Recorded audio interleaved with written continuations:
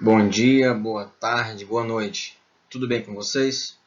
Hoje, neste encontro, nós abordaremos um ensaio de Immanuel Kant, onde ele vai esclarecer sobre o que é o esclarecimento. Onde ele irá falar-nos sobre a pergunta que fizeram a ele na época sobre o que é esclarecimento, se sua época era esclarecida. E ele irá responder.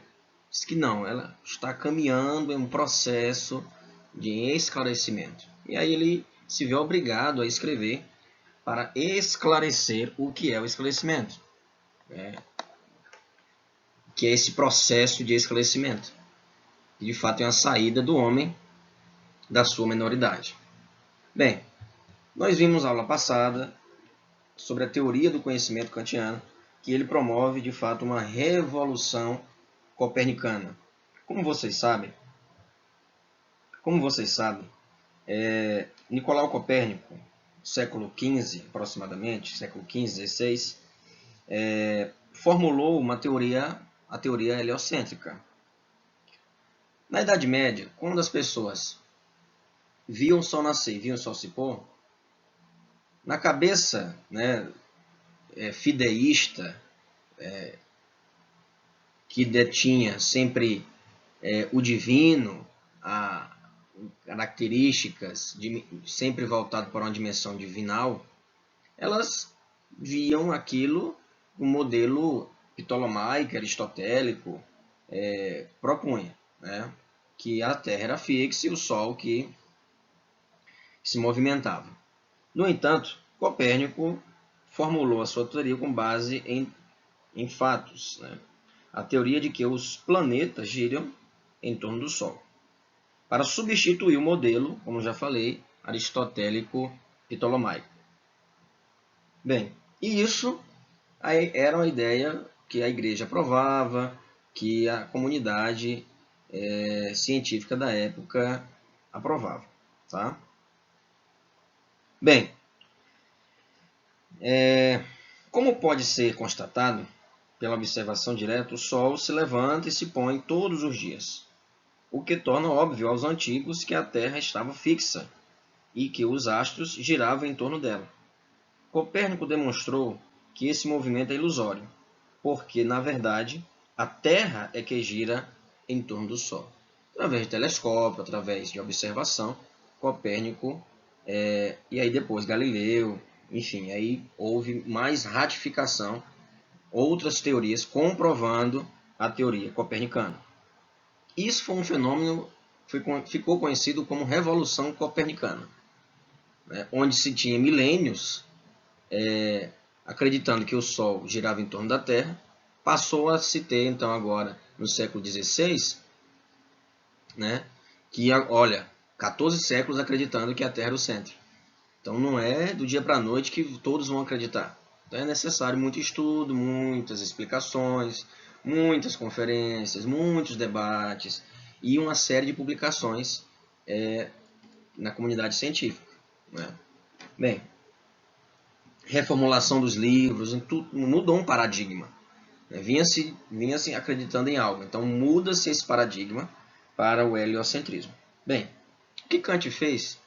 Ele acolheu esse termo para a sua filosofia. De fato, a sua filosofia promoveu uma revolução copernicana, porque Kant propôs uma inversão semelhante em filosofia. Até então, as filosofias, as teorias existentes,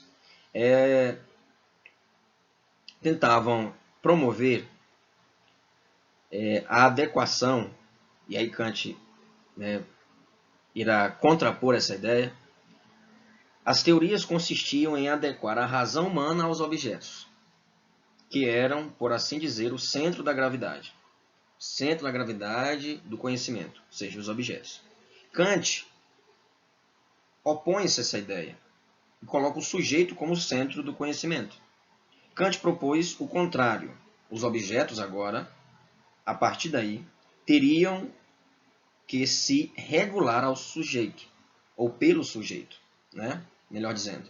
Os objetos deveriam regular-se pelo sujeito. Bem, o que seria depositário das formas, que nós já vimos na aula anterior, né? A distinção entre matéria e forma, ou seja, as formas a priori que nós já detemos. As leis não estariam nas coisas do mundo, mas no próprio homem. Seriam faculdades espontâneas de sua natureza transcendental. Como Kant afirma na Crítica da Razão Pura, eu vou ler um pequeno trecho, abre aspas. Até agora, se propôs que todo o nosso conhecimento tinha que se regular pelos objetos. Porém, todas as tentativas de, mediante conceitos, estabelecer algo a priori sobre os mesmos, através do que ampliaria o nosso conhecimento, fracassaram sob esta proposição. Por isso, tente-se ver, uma vez, se não progredimos melhor nas tarefas da metafísica, admitindo que os objetos têm que se regular pelo nosso conhecimento. Admitindo-se que os objetos têm que se regular pelo nosso conhecimento. Então, é o sujeito do conhecimento. É o homem o detentor do conhecimento. Tá? O que concorda melhor com a requerida possibilidade de um conhecimento a priori dos objetos que deve estabelecer algo sobre os mesmos antes de nos serem dados. O que Kant quer dizer é o seguinte,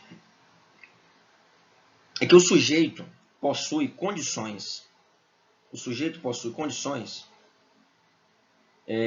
de possibilidade de conhecer qualquer coisa. Né? Qualquer coisa. Então, o sujeito possui as regras pelas quais os objetos poderão ser reconhecidos. Não adianta buscar essas regras no exterior, nós não as encontraremos. Essas regras são a priori, antes da experiência. O mundo não tem sentido a não ser que o homem dê algum sentido a ele. O mundo não tem sentido a não ser que o homem dê algum sentido a ele. Certo? Isso para Kant. Irá ser criticado depois? Irá ser criticado depois. Mas, por enquanto, vamos fazer essa defesa do pensamento kantiano. Tá? Lembra lá do pensamento dialético que eu expliquei na aula anterior? Quem não assistiu, assiste. Não vá para essa aula sem assistir a aula anterior. Tá? Não continue, melhor dizendo. Tá bom, gente?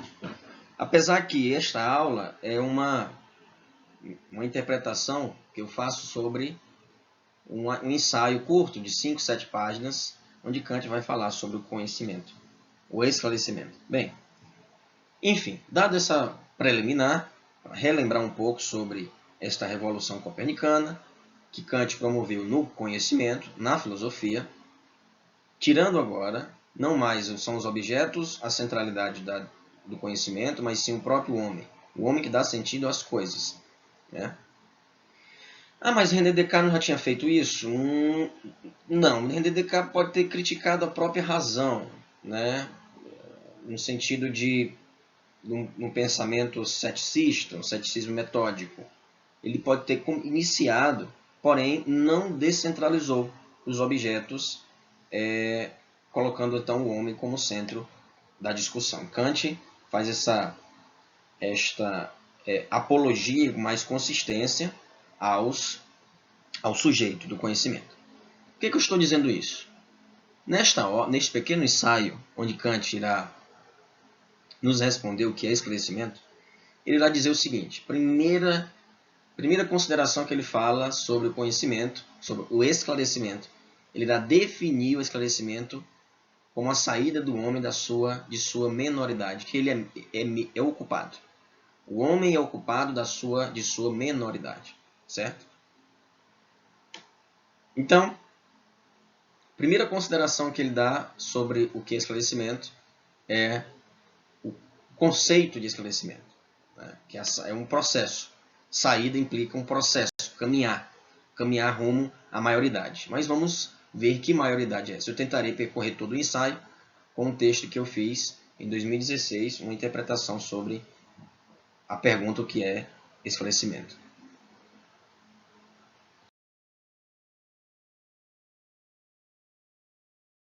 esclarecimento. Então ele diz logo no de cara, no seu ensaio, o seguinte: esclarecimento é a saída do homem de sua menoridade, da qual ele próprio é culpado. A menoridade é a incapacidade de fazer uso de seu entendimento sem a direção de outro indivíduo. O homem é o próprio culpado dessa menoridade, se a causa dela não se encontra na falta de entendimento, mas na falta de decisão e coragem, de servir-se de si mesmo sem a direção de outrem. Sapere aude, tem coragem de fazer uso de seu próprio entendimento. Tal é o lema do esclarecimento. Então, está mais do que evidente que o esclarecimento para Kant é uma questão de atitude, né? Exige coragem, né? Uma questão de atitude, porque a menoridade, como eu já falei para vocês, é um estado de espírito que o próprio homem se acomoda. Que o homem é culpado não por incapacidade, não por não conhecer as coisas, mas pelo contrário, por ele ter a capacidade de conhecer, mas ele se nega a exercer a sua própria capacidade de conhecer com seu próprio entendimento e ir atrás, ir em busca do próprio conhecimento. Então, quando eu digo para vocês lerem, quando eu digo para vocês sentarem, escreverem com suas próprias palavras, é esta a lição que Kant nos motiva, nos deixou, né? A lição de que nós mesmos somos os culpados por nossa menoridade, nossa mediocridade. Esse estado conformista. Então é uma questão de atitude. Veja, o homem é o próprio culpado dessa menoridade, se a causa dela não se encontra na falta de entendimento, mas na falta de decisão e coragem de servir-se de si mesmo sem a direção de outrem. Na falta de coragem, na falta de decisão de servir-se de si mesmo sem a decisão de outro. Não é o outro que tem que tomar a decisão por você, não é o outro que tem que tomar a decisão de que você tem que estudar, tem que assistir os vídeos, tem que escrever, tem que... Não é o outro. Então, Aufklärung, que é o esclarecimento, a palavra em alemão, né, está entre colchetes, né? Aufklärung é a saída do homem de sua menoridade, da qual ele próprio é culpado. E Kant vai e termina, sapere aude, tenha coragem de fazer uso de teu próprio entendimento. Tal é o lema do esclarecimento. Este é o lema, sapere aude, ousar saber. O significado é esse, ouse saber. Tem a ousadia de levantar, de realmente eu espreguiçar. Tenho que me espreguiçar, tenho que, sabe, não é somente física, né, mas sim mental. Tenho que ter essa atitude de mentalmente também, no próprio entendimento, não é só falar, é uma atitude. Eu tenho que sentar e estudar. Pronto, nada mais vai procrastinar o meu estudo. Sem a direção de outrem. Sem a direção de outrem. Não é a outra pessoa que tem que sempre está lá comigo, sempre me acordar, sempre... Não. É claro que um estímulo cai bem, óbvio. Mas eu não posso, por causa disso, culpar os outros por eu não ter me saído bem em determinado teste, por eu não ter me saído bem em determinada prova. Não posso culpar os outros pelo meu fracasso. Não, pela minha menoridade. Eu tenho que assumir a culpa, reconhecer que eu estou errando, reconhecer que eu estou tendo atitudes menor, não por incapacidade. Tem aí dizendo, ele está aí dizendo. Não é falta, é falta. Não, olha, não se trata, não se encontra na falta de entendimento, mas na falta de decisão e coragem. Entende? Então não é questão, eu sou incapaz. Não, não mesmo. Você é capaz. Cabe você decidir utilizar a sua inteligência, utilizar a sua razão. Conhecimento não se adquire por osmose. Conhecimento não se adquire você deitar em cima do livro e acordar sabendo. Conhecimento é realmente algo que você adquire pelo esforço, pela leitura. E bom seria se você não encarasse como um sacrifício, né? Como um sacrifício, mas sim como um prazer. O prazer de conhecer. Aí se tornaria mais leve a atitude de estudar.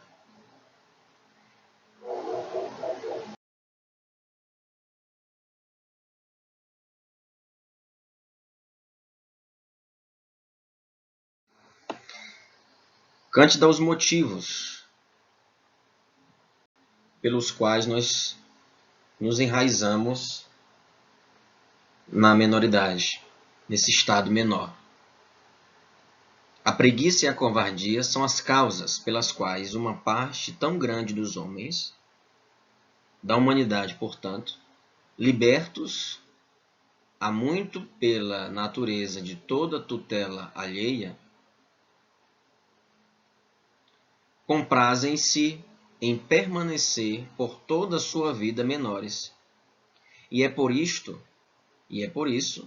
que é tão fácil a outros instituírem-se seus tutores. É tão cômodo ser menor. E é por isso que é tão fácil a outros instituírem-se seus tutores. Por que é fácil? Somos covardes e menores. Há muito nós fomos libertos de toda tutela alheia, né?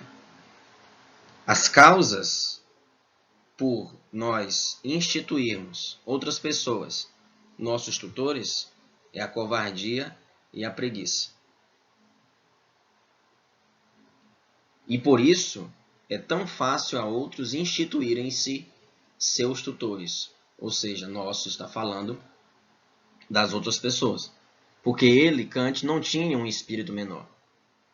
Um homem que passou a vida inteira trabalhando, produzindo, tendo uma vida ordeira, tendo esse compromisso intelectual com o que escrevia.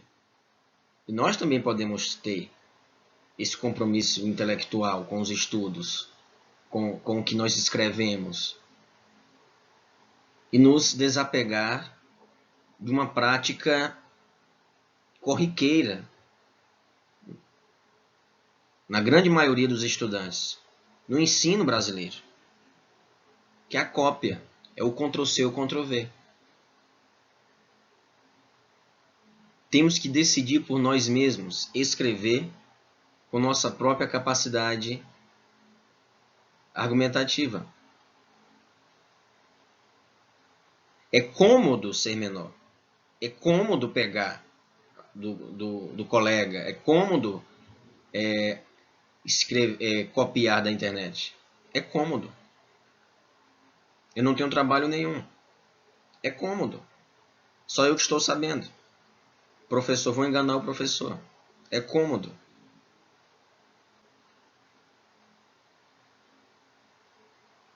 Entende? Mas você está se enganando. Então, há muito fomos libertados de uma tutela alheia, né? Tão grande, parte tão grande dos homens libertos há muito pela natureza de toda tutela alheia. Nascemos livres. Né? Nascemos livres.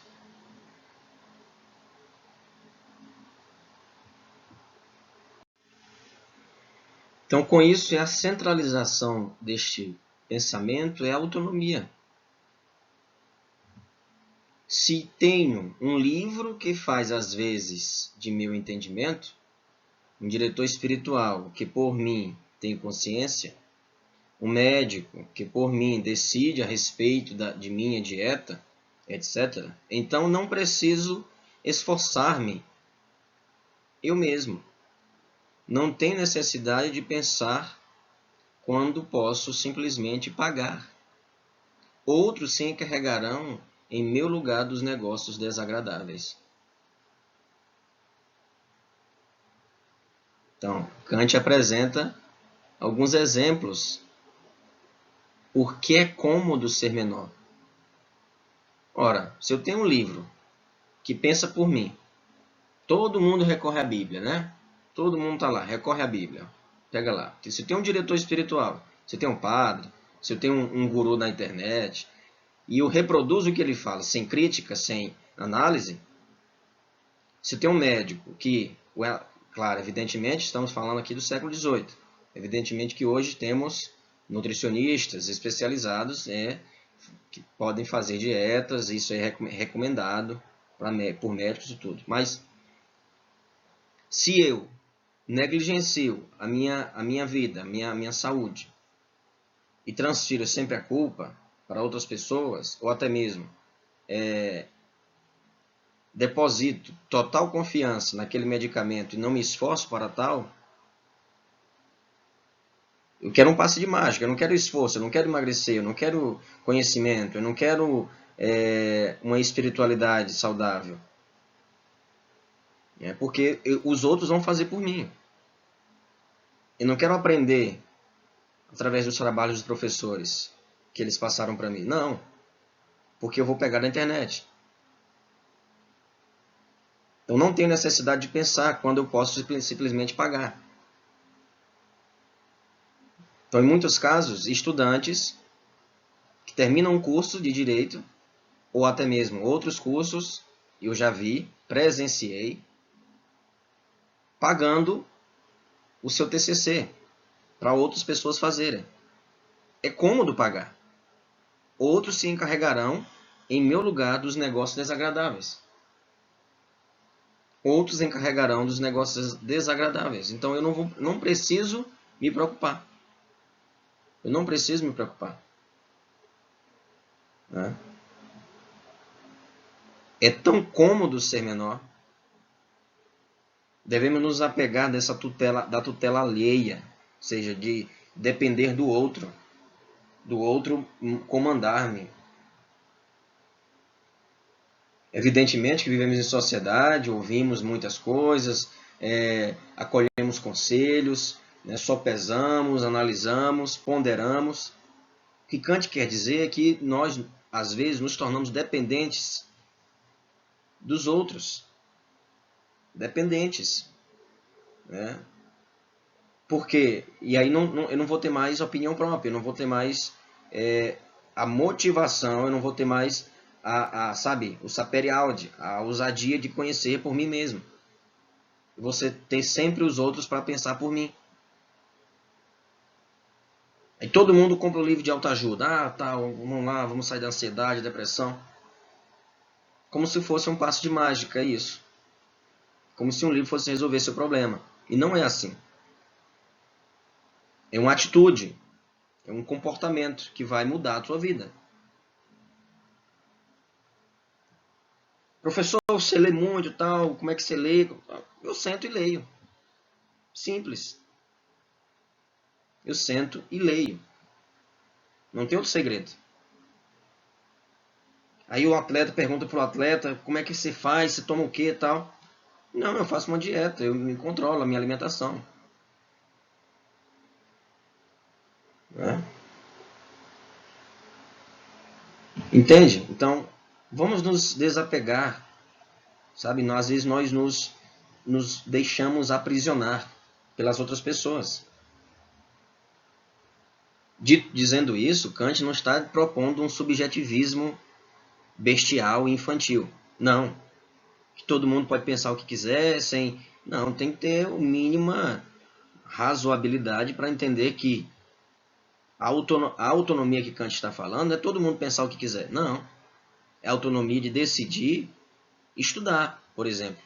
Decidir se tornar uma pessoa melhor, um ser humano melhor. E para se tornar um ser humano melhor é necessário esclarecimento. O esclarecimento se adquire através do estudo. Através da compreensão do mundo também. Da crítica. Do olhar sagaz. Do olhar sagaz. Né? Aí eu vou seguir o meu influencer. Hoje em dia é a mania que está no momento, é o digital influencer. Eu me deixo influenciar por uma pessoa. Como é que é isso? Eu não estou entendendo. Kant seria totalmente contra isso. Eu sigo a fulano porque ele... É claro, porque eu me identifico com o pensamento dele. Por isso que eu o sigo. Entende? Eu me deixo influenciar por ele, não. Eu já acolho o que ele já pensa. Então, eu não é um digital influencer. Eu simplesmente analiso o que ele pensa, convenho com o que eu entendo, então eu simplesmente acolho. Entende? Então, nós devemos sair dessas manias que nós mesmos criamos. A modernidade cria muitos hábitos que acabam nos escravizando. Tá? Então eu estou tentando, claro, foi escrito no século XVIII, certo? 1784. Então eu peço que vocês analisem esse trecho e coloquem, né? Tentem ver como Kant pode ler a atualidade, como esse texto pode nos ajudar a entender o momento atual que nós nos encontramos. E a decisão é tua, de permanecer ou sair desse estado de menoridade. Depois de terem, primeiramente, embrutecido seu gado doméstico e preservado cuidadosamente estas tranquilas criaturas, a fim de não ousarem dar um passo fora do carrinho para aprender a andar, no qual as encerraram, mostram-lhes em seguida o perigo que as ameaça se tentarem andar sozinhas. Ora, este perigo, na verdade, não é tão grande, pois aprenderiam muito bem a andar finalmente depois de algumas quedas. Bem, lembra do slide anterior que nós comentamos sobre os tutores? Né? Que nós buscamos sempre alguém para uma escola, para nos apoiar, para que nos guiar em determinado evento, em determinada situação da nossa vida, e não assumimos a real responsabilidade por nossas ações. Pois é, o gado doméstico, Kant vai dizer que, olha, após ter embrutecido o seu gado doméstico, né, e preservado cuidadosamente essas tranquilas criaturas a fim de não ousarem dar um passo fora do carrinho, temos aí o andajar, né? E aí nós não, embora já grandes, nós não sabemos andar com nossas próprias pernas. Nós nos embrutecemos e nós não sabemos viver a sociedade de maneira, evidentemente que eu estou falando de maneira geral, né? As pessoas não sabem viver por conta própria. Tem a necessidade de sempre andarem coladas com um influencial digital, um YouTube, um comentário que determinada pessoa falou, determinado autor, né? Entende? E cristalizam isso. Eu não estou falando, e Kant também não, de dizer que, olha, a gente não pode comentar, a gente não pode Aprender, analisar determinados autores ou citações. O que Kant quer estar ressaltando é que não podemos cristalizá-los, colocá-los em um pedestal. Todos nós, todas as pessoas, todas as teorias podem ser criticadas, podem ser revistas, analisadas. Agora, as pessoas não fazem isso porque estão domesticadas. De fato, estão domesticadas. Pelo quê? Pelas redes sociais, atualmente, por exemplo. Facebook, Skype, Google, LinkedIn, Twitter. Estão domesticadas. E eles não querem sofrer. Porque caso elas podem sim andar com as próprias pernas. Porém, para isso ocorrer, é necessário o quê? Algumas quedas. É necessário algumas quedas. Caiu, levanta e continua andando. O aprendizado requer, sim, uma parcela de sacrifício. As pessoas não querem se sacrificar para aprender. Não querem se... Eu não estou divinizando aqui o sofrimento. Pelo contrário. Porque você sofrerá mais se ficar dependente do conhecimento dos outros. Se ficar dependente da opinião dos outros. Vocês, como estudantes de Direito, não sairão desse curso, por exemplo, e não se depararão em uma rodada de amigos que podem comentar sobre Kant e você ficar lá de boca calada. Não, você tem que falar. Você está aprendendo. E aí ouvindo porque você não tem opinião a dar, a contribuir com a discussão. Você vai ficar calado, ouvindo para aprender, evidentemente, porém acolhendo somente porque não buscou, porque não se interessou. Entende? Uma coisa é você ouvir para aprender, outra coisa é você sempre ouvir. Outra coisa é você sempre estar refém da opinião dos outros. Então, tem duas formas de escutar. Uma forma de escutar ativa e uma forma de escutar passiva. Sabe? Então, depois de terem, primeiramente, embrutecido seu gado doméstico e preservado cuidadosamente estas tranquilas criaturas, a fim de ousarem, vocês perceberam como isso é tão atual? Nós percebemos isso no contexto que vivemos. Depois de terem, primeiramente, embrutecido seu gado doméstico. Eu cultivo determinado número de seguidores. Eu cultivo determinado número de pessoas que apoiam minha ideia. E é cultivar mesmo. Eu rego, eu nutro, e aí eu estimulo esses meus seguidores, que já estão cegos, já estão domesticados, porque não conseguem pensar fora dessa caixinha. São extremamente... passam por um processo de lobotomia. Lobotomia é um procedimento científico, um procedimento clínico, psiquiátrico, que não é mais utilizado. Não é legal. Antigamente era. Através de eletrochoques as pessoas passavam por esse procedimento. Os doentes de problemas mentais. Né? E aí passa a enxergar, a ver a realidade somente por um lado, né, do cérebro. E aí migrando esse procedimento clínico para a atualidade, e é muito agressivo isso, é choque. 120, 200 volts, né? É aterrorizador. E aí vai crescendo a escala do choque. E as redes sociais, esses digital influencers, até mesmo os próprios políticos, fazem isso. Promovem uma lobotomia com discursos curtos, rasos, de fácil compreensão.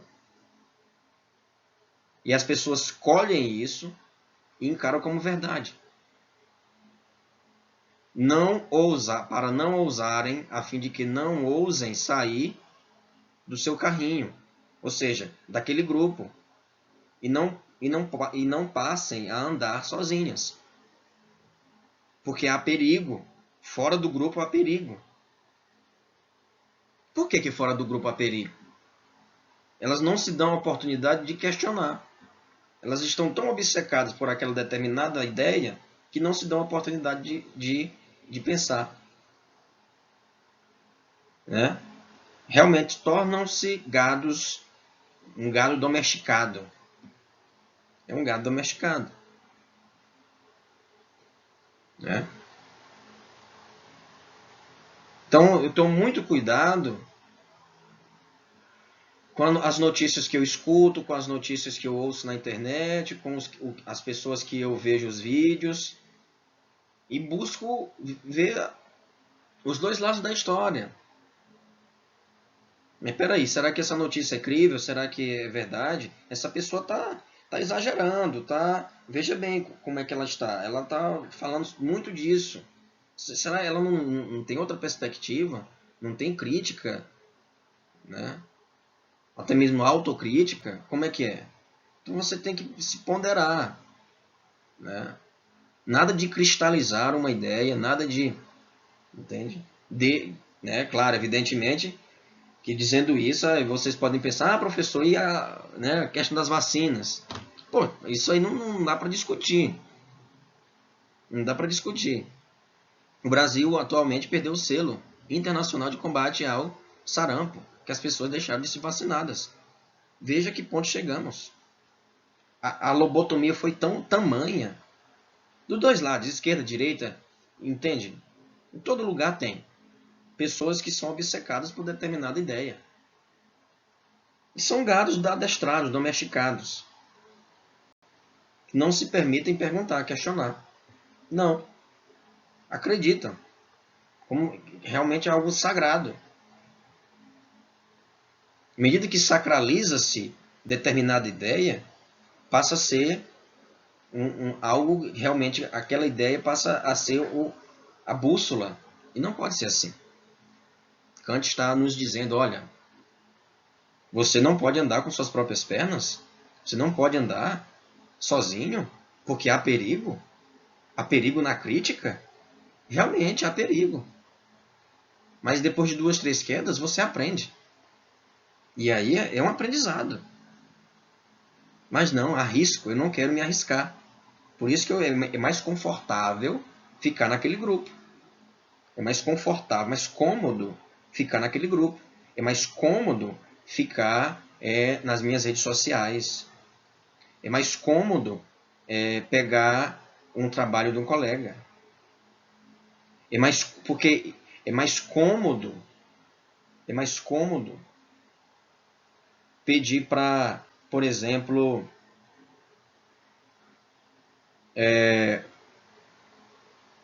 de certo modo,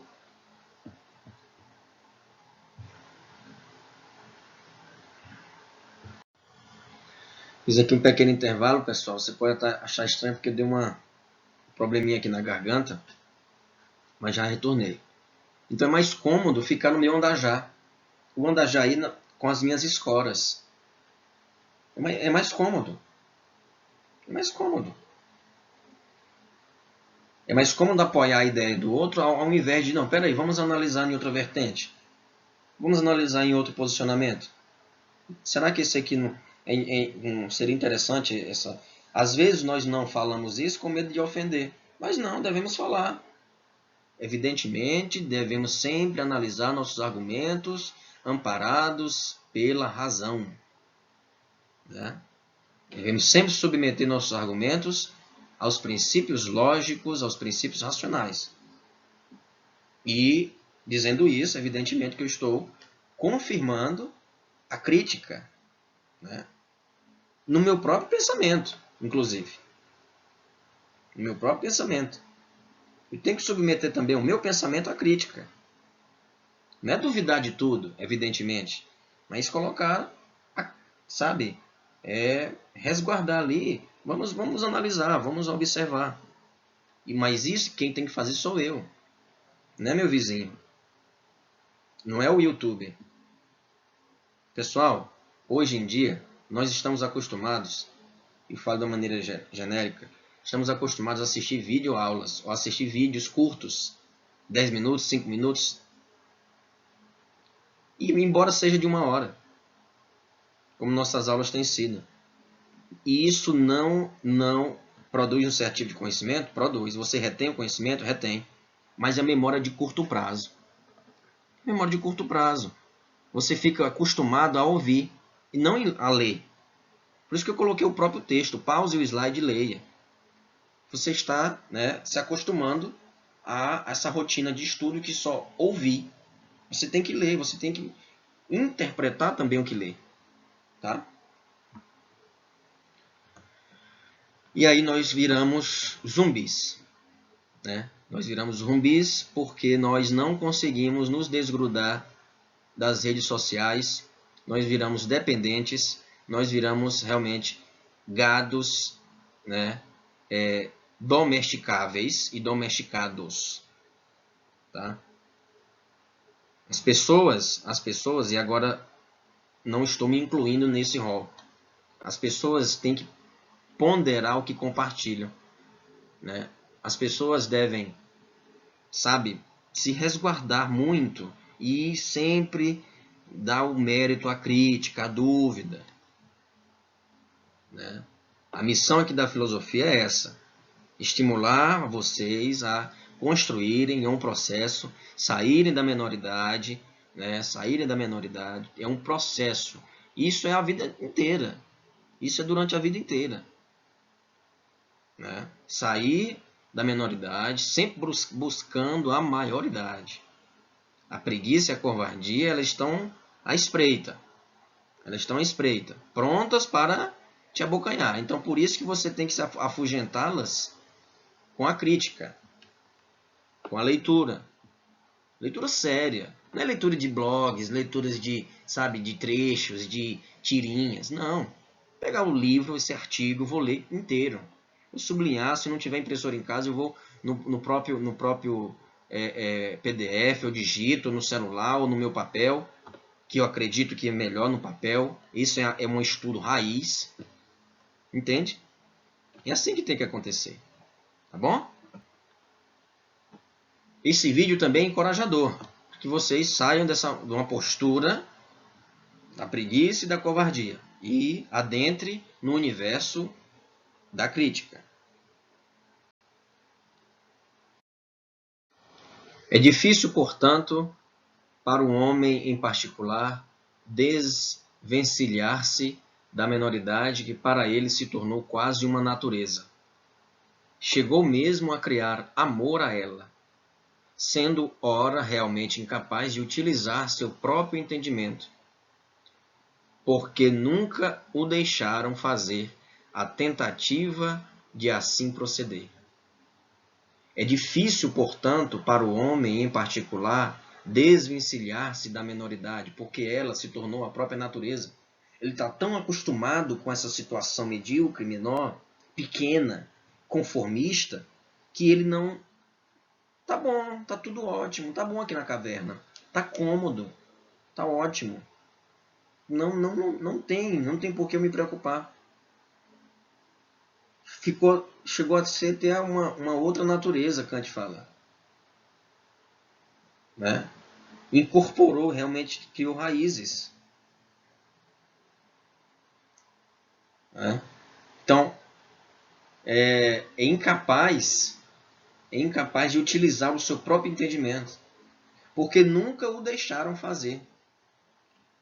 Nunca o deixaram fazer a tentativa de assim proceder, ou seja, de utilizar o seu próprio entendimento. Ele mesmo é o mentor desta menoridade. Tá? Por isso, um público só muito lentamente pode chegar ao esclarecimento. Kant irá dizer que não é do dia para a noite. Não é como fazer uma revolução. Revolução, você derruba o governo, os governos despóticos, a opressão, porém, nunca produzirá a verdadeira reforma na maneira de pensar. Tem que ser uma educação muito séria, né? muito séria. Uma educação que realmente eduque para a cidadania. Não uma educação fragmentária. Não uma educação de pílulas. Né? De fragmentos. Tá? Uma educação a conta-gota. Darcy Ribeiro tem uma frase muito interessante. A crise da educação não é uma crise, é um projeto. É um projeto. A crise em si é o projeto. O governo não tem interesse. E não falo somente do Brasil, não. De muitos países latinos e também africanos. Né? O governo não tem interesse de promover uma educação crítica, uma educação que estimule a cidadania, a compreensão dos mecanismos das instituições democráticas. Então Kant fala, olha, muito é lento, é um processo lento. Uma revolução você pode mudar as instituições, agora o pensamento é algo que não dá para fazer do dia para a noite. Porque se acontecer isso de maneira abrupta, haverá novos preconceitos. Assim como os velhos, servirão como cintas para ajustar, para apertar, né? Para conduzir a grande massa destituída de pensamento. Tá? Então não é algo realmente... deve-se ter um projeto educacional que vise a autonomia, a emancipação, sempre com um olhar voltado para a cidadania e para um processo de democratização da sociedade. Um processo de democratização da sociedade. Isso tem que vir desde a base. Não é mudar o ensino médio. É o governo agora da base nacional comum e aí tem a criação até 2000, se eu não me engano, 2024, 2025, para implantar essa base. Não é assim, não é do dia para a noite. Tem que vir de baixo, lá da base, lá do prezinho. A crítica, o pensamento crítico, não é construído do dia para a noite. Não. Isso que eu bato sempre nessa tecla, a sagacidade, a expertise. Não do jeitinho, não estou falando de expertise no sentido de jeitinho. Que isso aí também é menoridade. Leia o Raiz do Brasil. Muito interessante esse livro. Leiam Crítica da Razão Tupiniquim. Também muito interessante esse livro. Roberto Gomes vai destacar. Assim como Kant refletiu sobre a crítica da razão pura, a crítica da razão prática, e aí o Roberto Gomes irá ter influência, pelo menos no nome aí, e é a crítica da razão Tupiniquim. Crítica do próprio jeito e modo de pensar brasileiro. Tá? Então, que nós entendamos que o esclarecimento não é do dia para a noite, Kant vai alertar. Não é instantâneo. Caso seja instantâneo, vai criar novos preconceitos. Novos padrões a serem seguidos. E aí não se cumpriu o papel do esclarecimento. Porque o esclarecimento é a saída da menoridade. Vai acabar um engodo, uma armadilha. Na própria menoridade, em outra menoridade, em outros estilos de menoridade. Tá? Para este esclarecimento, porém, nada mais se exige senão liberdade. E a mais inofensiva entre tudo aquilo que se possa chamar liberdade, a saber, a de fazer um uso público de sua razão em todas as questões. Ouço agora, porém, exclamar de todos os lados: não raciocineis. O oficial diz: não raciocineis, mas exercitai-vos. O financista exclama: não raciocinei, mas pagai. o sacerdote proclama: não raciocineis, mas crede.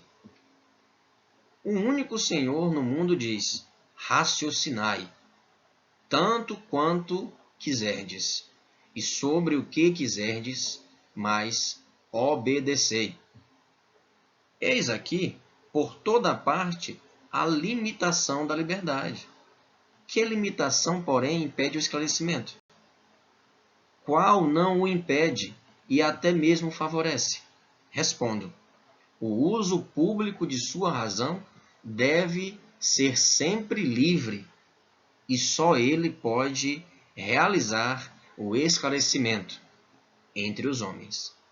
Insisto, respondo: o uso público de sua razão deve ser sempre livre e só ele pode realizar o esclarecimento entre os homens. Quando você constata algo de errado, o que não conduz, não está de acordo com o que você aprendeu, viveu, experimentou, e você não denuncia,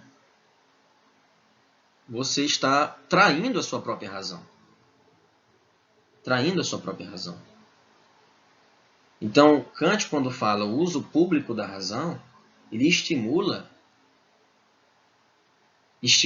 a um entendimento que a razão tem que ser uma ferramenta para a denúncia das injustiças. A razão deve ser promotora de esclarecimento. De esclarecimento.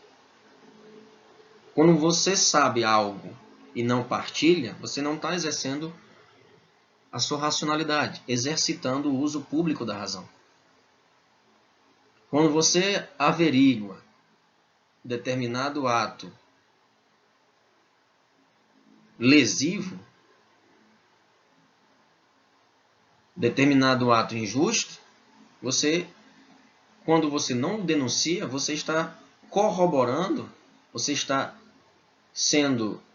negando a sua própria racionalidade, o uso público da razão. Então veja, Kant vai expor diversas categorias de profissionais: o oficial, o financista, o sacerdote. E aí? Não raciocineis, não raciocinai, pagai, obedecei, crede. Mas espera aí, a liberdade tem que ser limitada? A única forma de não limitá-la é fazer o uso público da razão. E ele continua dizendo que em um determinado cargo, onde ele irá dizer que, olha, não é questão de eu ser contrário às normas sociais, às regras, às leis instituídas no meu país. Mas se essas leis forem injustas, eu tenho que fazer uso público da razão, sim. Agora tem que ver como eu vou fazer uso público da razão. Ele coloca um exemplo. O cidadão não pode recusar-se a pagar os impostos que lhe são exigidos.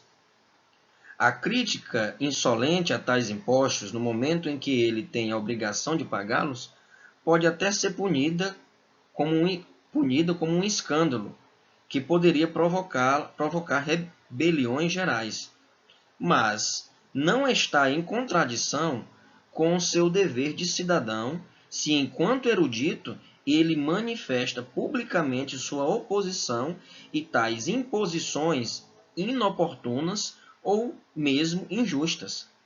Do mesmo modo, e ele continua um exemplo, um padre está obrigado diante de seus catecúmenos, ou seja, diante de seus fiéis, ou um pastor e de sua paróquia, a fazer seu sermão de acordo com o símbolo da igreja a qual ele serve, pois ele foi empregado sobre essa condição. Correto? Correto. Mas enquanto erudito, e aí erudito entende-se o uso público da razão, enquanto pessoa instruída, né, e exercendo o uso público da razão, ele, o padre, dispõe de total liberdade e mesma da vocação para tanto e de partilhar com o público todas as suas ideias minuciosamente examinadas. Veja, examinadas. Não é falar de qualquer forma. Ele tem que se preparar. Examinadas e bem intencionadas, que tratam das falhas desse simbolismo e de projetos visando a uma melhor abordagem da religião e da igreja. Então, se você está em determinada, Kant quer falar o quê? Olha, se o seu pastor, se o seu padre está na igreja, né, ele não pode chegar, falar, né, porque pode causar um escândalo e ter sanções, porque ele responde à instituição. Ele pode ser censurado, pode ser penalizado por isso. Está trabalhando, é um ofício. Né? Ele escolheu isso. Agora, formalmente, ele irá apresentar os erros da religião, o que ele não concorda, diante dos seus superiores, com o conselho de fiéis, isso não tem problema algum. Ele está exercendo o uso público da razão. Certo?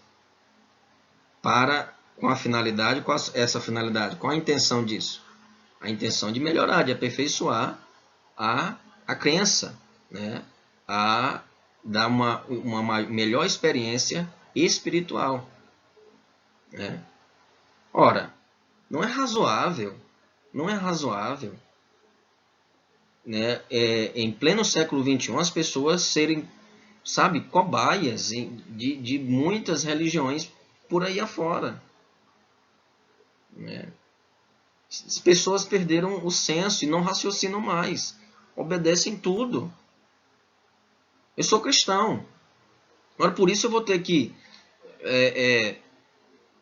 se alguém falou, vende o teu carro, doa, eu vou fazer isso? Não. Eu recebi o auxílio, eu vou pagar o auxílio do governo, eu vou pagar agora o dízimo com auxílio? Não. Porque é uma situação de emergência. Eu não posso trair a minha razão. Eu tenho que raciocinar. Eu tenho que criticar, eu tenho que examinar. Entende a crítica? E vamos entender o que é crítica. A crítica não é o achismo. A crítica não é um julgamento raso. A crítica não é recriminação aqui, não. A crítica é um exame. A crítica é uma análise. A crítica é ponderação de argumentos. Então Kant está estimulando aos leitores, a saírem desse estado de menoridade e observar o que está acontecendo na sua época.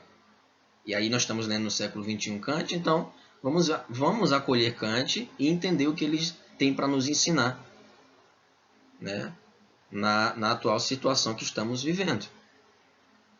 Tá? Entendo, contudo, sob o nome de uso público de sua própria razão, aquele que qualquer homem, enquanto sábio, faz dela diante do grande público do mundo letrado. Denomino o uso privado aquele que o sábio pode fazer de sua razão em um cargo público ou função a ele confiado. Das grandes contribuições de Immanuel Kant, que eu julgo nesse artigo, é essa distinção entre o uso, além do conceito do esclarecimento, o estímulo à autonomia e a saída da sua menoridade, é o uso público da razão, que irá, à medida que o homem sai da sua menoridade, que é um processo de saída, onde ele abandona a covardia e a preguiça, ele decide por conta própria, sem fazer uso de tutela, de algum artifício externo que não a própria vontade racional, guiada pela razão, ele irá fazer uso público dessa autonomia, dessa razão. Né? E aí ele distingue entre o uso público e o uso privado. né? Ora, para muitas profissões, e ele irá continuar, e é muito interessante vocês observarem agora esse período. Olha só. Ora, para muitas profissões que se exercem no interesse da comunidade, veja bem, muitas profissões, eu não vou dizer quais são, vocês busquem aí na mente de vocês, no cotidiano, quais são essas profissões. Ora, para muitas profissões que se exercem no interesse da comunidade, é necessário um certo mecanismo. Veja bem, um certo mecanismo. Kant está dialogando com o seu tempo, século XVIII. Vamos tentar... E algumas coisas não mudaram, não, tá? Algumas coisas, infelizmente, não mudaram. Já eu digo quais são. Mas vamos pensando aí. Ora, para muitas profissões que se exercem no interesse da comunidade, é necessário um certo mecanismo, em virtude do qual alguns membros da comunidade devem comportar-se de modo exclusivamente passivo para serem conduzidos pelo governo, mediante uma unanimidade artificial para finalidades públicas, ou pelo menos devem ser contidos para não destruir essa finalidade. Em casos tais, não é, sem dúvida, permitido raciocinar, mas deve-se obedecer. Não é, sem dúvida, permitido raciocinar, mas deve-se obedecer.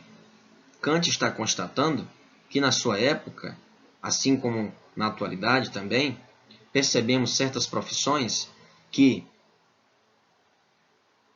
fazem uso desse mecanismo.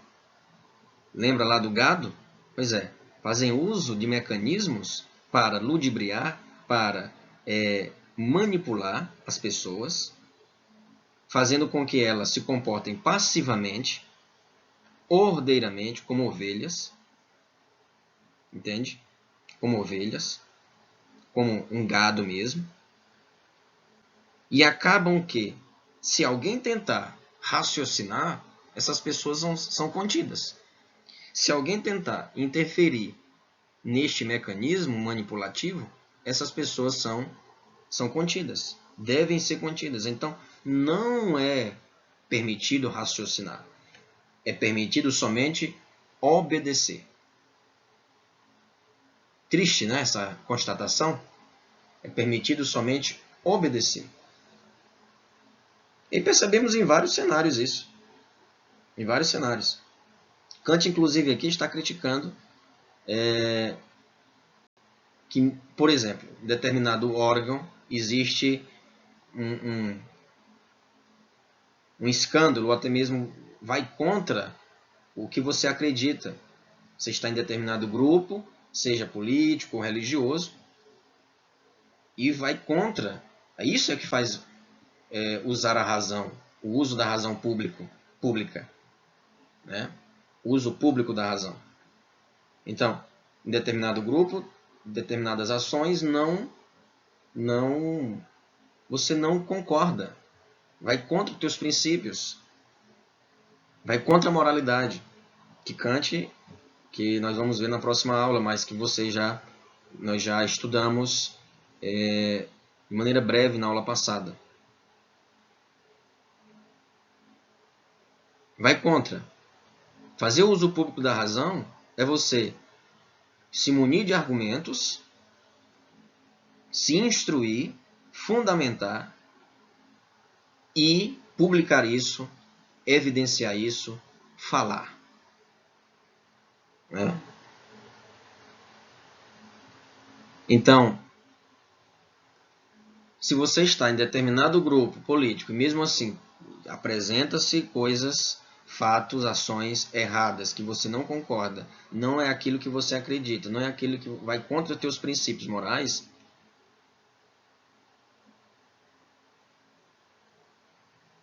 isso não é... Você não pode ficar calado. Fazer uso público da razão é levantar-se e raciocinar, criticar. Então, e denunciar, fazer o uso público da razão, né? Com argumentos, com propriedade. Não é dizer eu acho e pronto, não. Isso não é fazer uso da razão, isso é continuar na menoridade. Tá?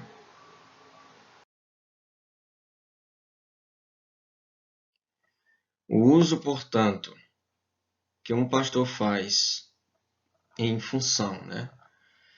Faz de sua razão diante de sua paróquia, é apenas um uso privado, pois esta é uma assembleia de tipo familiar, qualquer que seja a sua dimensão. Por isso que somente em função, no exercício de sua função, faz um uso privado. Porém,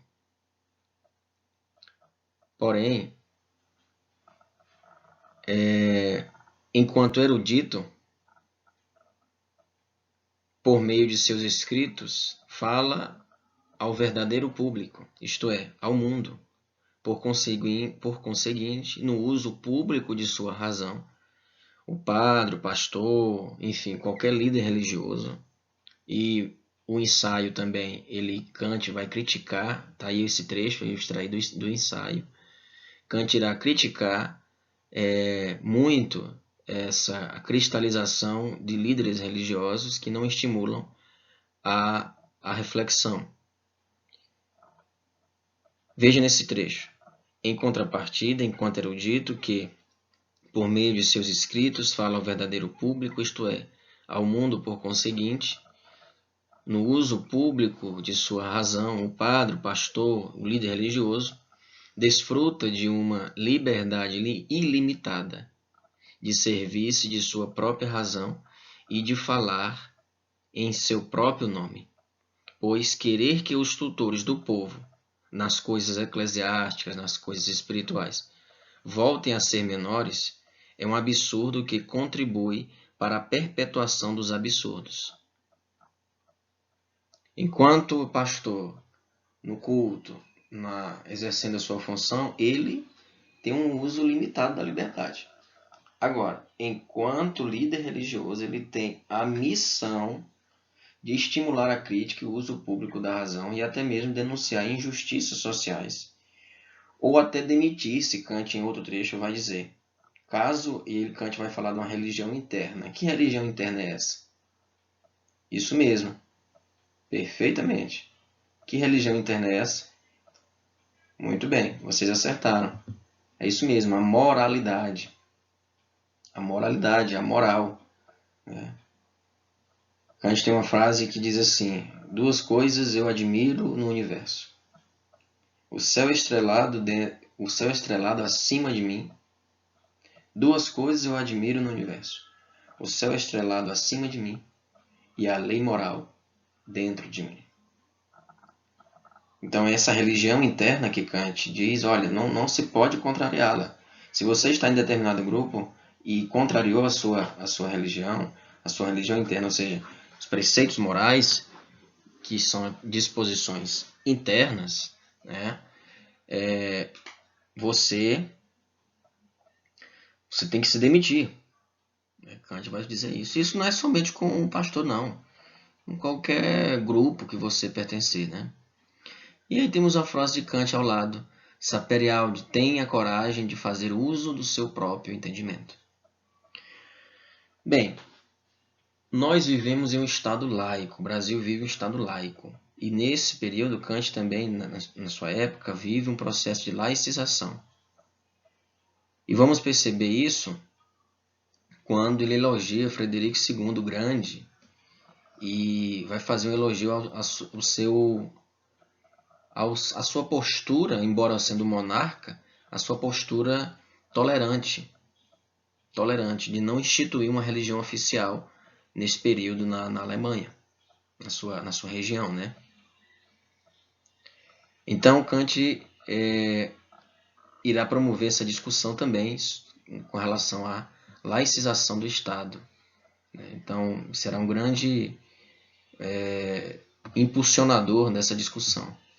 Por isso que é necessário que haja uma cisão, haja uma cisão entre o Estado, entre o Estado e a religião.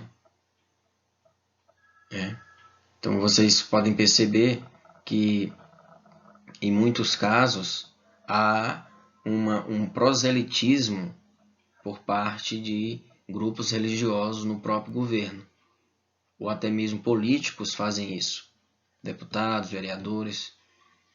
Isso é muito, sabe, é ludibriar, iludir as pessoas, porque essas pessoas que fazem isso, os políticos que fazem isso, elas se aproveitam, sabe, da fé, de algo tão sublime, tão individual, se aproveitam disso para chegar ao poder. Entende? Então, os líderes religiosos, ao invés de estimular e instigar, né, essa união entre política e religião, deveria abrir os olhos dos seus fiéis, estimular a crítica, a reflexão. Tá?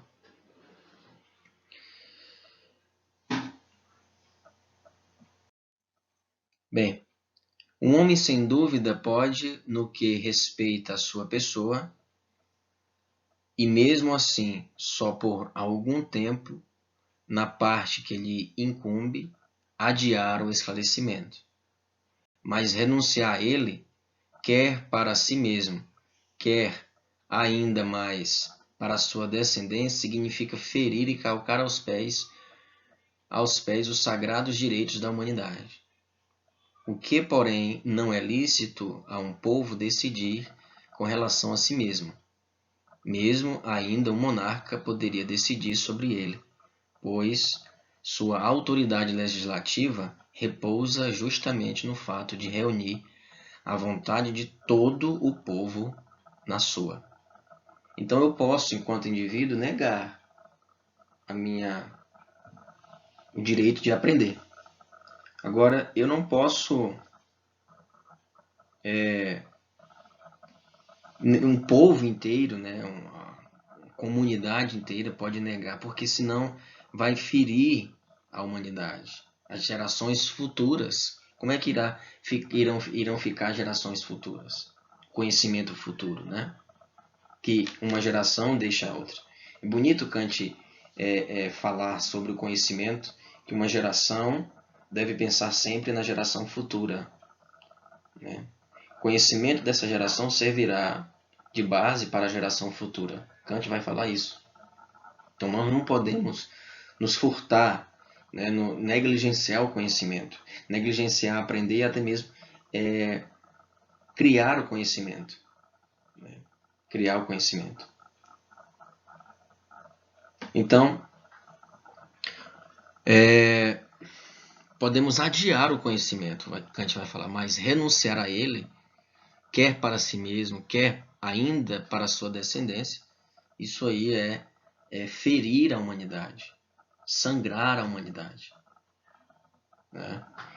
E não falo na dimensão familiar, você, né? Eu falo na dimensão mais ampla, né? A humanidade como um todo. Né? É bonito percebermos isso, a preocupação de Kant com as gerações futuras. Ele é um filósofo do século XVIII. E já está preocupado com a sua geração. Olha, estamos estudando. Essa preocupação dele foi muito, muito pertinente.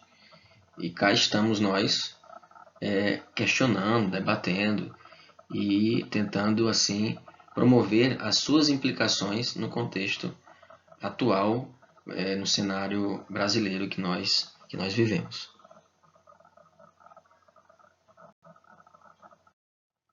Quando se fala, ou quando se pergunta, portanto, vivemos atualmente numa época esclarecida? A resposta é não, mas numa época de esclarecimento. Muito falta ainda para que os homens, no estado atual das coisas, tomados conjuntamente, estejam já num ponto em que possam estar em condições de se servir em matéria de religião com segurança e êxito. De seu próprio entendimento, sem a tutela de outrem. Mas que, desde já, o campo lhes esteja aberto para promover-se livremente, que os obstáculos à generalização do esclarecimento e à saída da menoridade, que lhes é autoimputável, sejam cada vez menos numerosos. É o que temos signos evidentes para crer. A esse respeito, é a época do esclarecimento ou o século de Frederico, no caso Frederico II. Então, quando Kant fala que nós vivemos em uma época, e isso falando da época dele, né? Não é uma época esclarecida, mas sim de esclarecimento. Olha, nós estamos, já falando agora para o Brasil, no Brasil estamos longe desse esclarecimento kantiano, muito distantes. Principalmente em matéria de religião, muito distante. Que ele fala com segurança e êxito de seu próprio entendimento, sem a tutela de outrem, sem a tutela de ninguém que vá, de certo modo, te, vamos colocar assim, policiar, né? Entende? Sem precisar de uma escora, de alguém que vá sempre te, sabe, te influenciar, você vai depender da opinião de alguém para conduzir a sua própria espiritualidade, por exemplo. Entende? Dizendo isso, eu não estou condenando a participação de vocês na sua religião, não. Mas que participe, mas participe com prudência, nada de exageros. Né? E quando na história da humanidade, quando se aliou política e religião, não deu certo. Busque na história da humanidade. Olha aí olha no Oriente, ao extremismo islâmico. Olha o extremismo islâmico, né? O Estado Islâmico, né? Política e religião não dá certo. A radicalização dos dois setores, né? Então, quando fala também sobre, mas que desde já o campo lhes esteja aberto para mover-se livremente, para as pessoas andarem, transitarem livremente, e aí já vai falando do governo, né, do monarca Frederico II, o Grande, né, é um elogio à sua postura no que diz respeito aos assuntos religiosos. Não tem uma religião oficial. As pessoas podem professar o credo que quiser. Né? E não deve se imiscuir em assuntos religiosos. Né? O Estado não, ele não se envolvia nisso. Então, Kant elogia o Frederico. Né? E aí ele vai falar que caminho aberto, né, mover-se livremente, e que os obstáculos à generalização do esclarecimento e à saída da menoridade que lhes é auto-imputável sejam eles mesmos são os culpados da sua menoridade, sejam cada vez menos numerosos, ou seja, os obstáculos a essa saída não tem obstáculo, né? Sejam mitigados, sejam suavizados para que o homem possa ler o que quiser, para que o homem possa falar e expressar sua opinião, entende? Então o nome disso se chama despotismo esclarecido. O monarca nesse período, século XVIII, as monarquias ainda estão em iminência, né? Estão em estabelecimento em alguns países. Há sim uma transição entre a monarquia e o parlamentarismo. Há coexistência entre a monarquia e o parlamentarismo, como por exemplo até hoje, né, na Inglaterra. Né? Mas a rainha só, de certo modo, trabalha e está envolvida em assuntos diplomáticos. Né?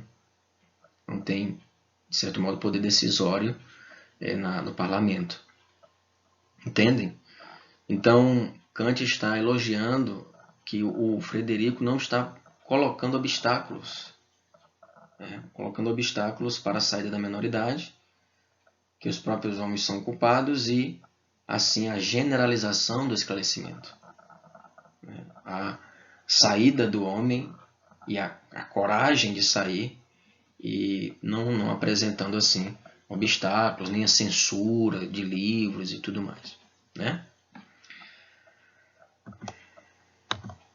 Bem, um príncipe que não julga indigno de si mesmo, que ele considere como um dever nada prescrever aos homens em matéria de religião, que lhes deixa sobre esse ponto uma liberdade total e recusa no que lhe diz respeito o orgulhoso termo de tolerância, é ele mesmo esclarecido. Está falando que o Frederico é esclarecido.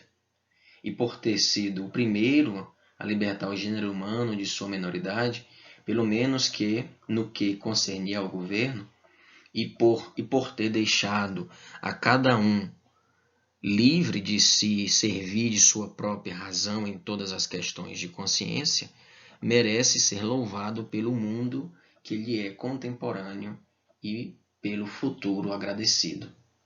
Então aí está fazendo um elogio, e que elogio, né, ao, ao rei da época, né, ao monarca da época, tá? E aí falando da tolerância, da liberdade de expressão em assuntos religiosos, né? No Brasil teve alguém, Maurício de Nassau, com certeza você já ouviu falar dele, enquanto o Brasil pregava o catolicismo como religião oficial, ele, ao instaurar, né, os holandeses, ao chegarem ao Brasil, né, duas vezes, né, primeiro não deu certo, na segunda vez eles conseguiram adentrar em solo brasileiro e produzir cana-de-açúcar, enfim, açúcar, enfim. Tem todo esse contexto.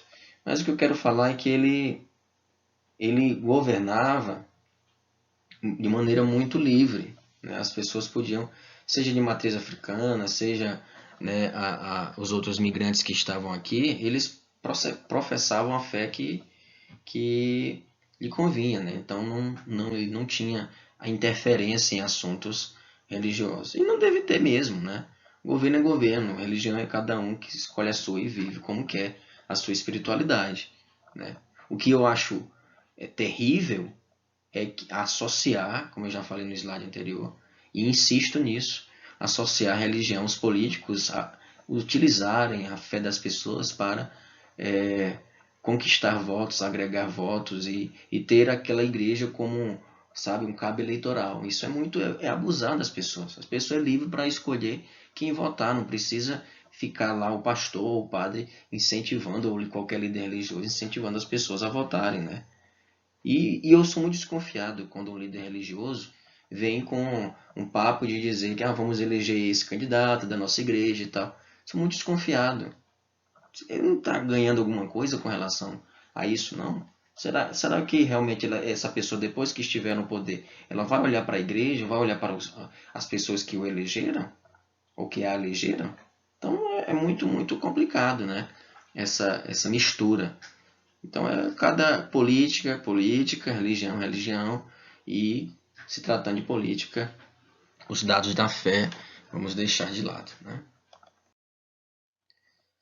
Então esses dois parágrafos que seguem eu vou ler na íntegra, porque são autoexplicativos. Eu não vou me ater aos esclarecimentos ou interpretações. E eu vou deixar a interpretação com vocês, tá bom?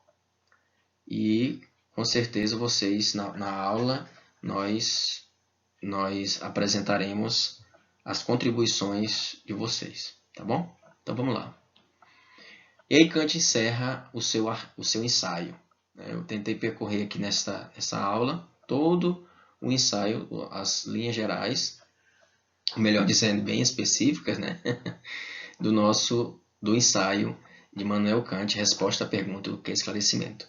Kant conclui assim, da seguinte forma: situei o alvo principal do esclarecimento a saída do homem da menoridade, da qual é o próprio culpado, principalmente no domínio da religião. Pois em relação às ciências e às artes, nossos soberanos não se interessaram em desempenhar o papel de tutores de seus súditos. Além disso, essa menoridade a qual me referi além de ser a mais nociva, é também a mais desonrosa. Mas a reflexão de um chefe de Estado que favorece o esclarecimento vai mais longe e vê bem que, mesmo a respeito da legislação, não há perigo em autorizar seus súditos a fazer publicamente o uso de sua própria razão e em expor ao mundo suas ideias sobre uma melhor redação das leis, mesmo que seja com a ajuda de uma crítica franca das já existentes. É disso que temos um exemplo brilhante que nenhum outro monarca, a não ser aquele que veneramos, forneceu ainda.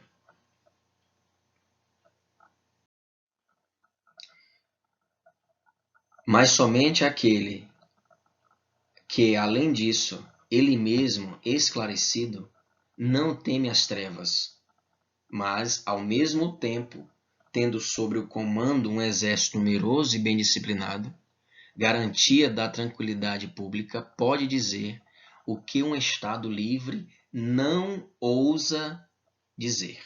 Raciocinai o quanto quiserdes, e sobre o que desejardes, mas obedecei. Revela-se, assim, uma marcha estranha, inesperada das coisas humanas. De todo modo, aqui como em todo lugar, quando se considera globalmente, quase tudo o que há nisso é paradoxal.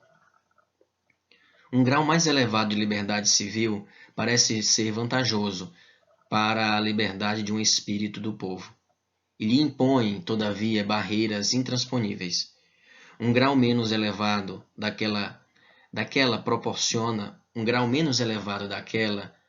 proporciona a este, em contrapartida, a possibilidade de estender-se de acordo com suas forças.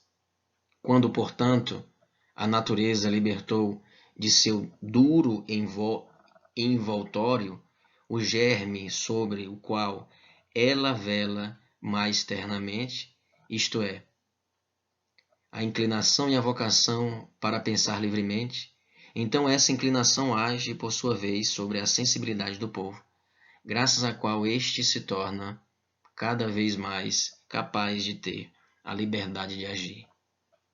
E finalmente, também sobre os princípios do governo, que encontra o seu próprio interesse em tratar o homem, que doravante é mais do que uma máquina, na medida de sua dignidade.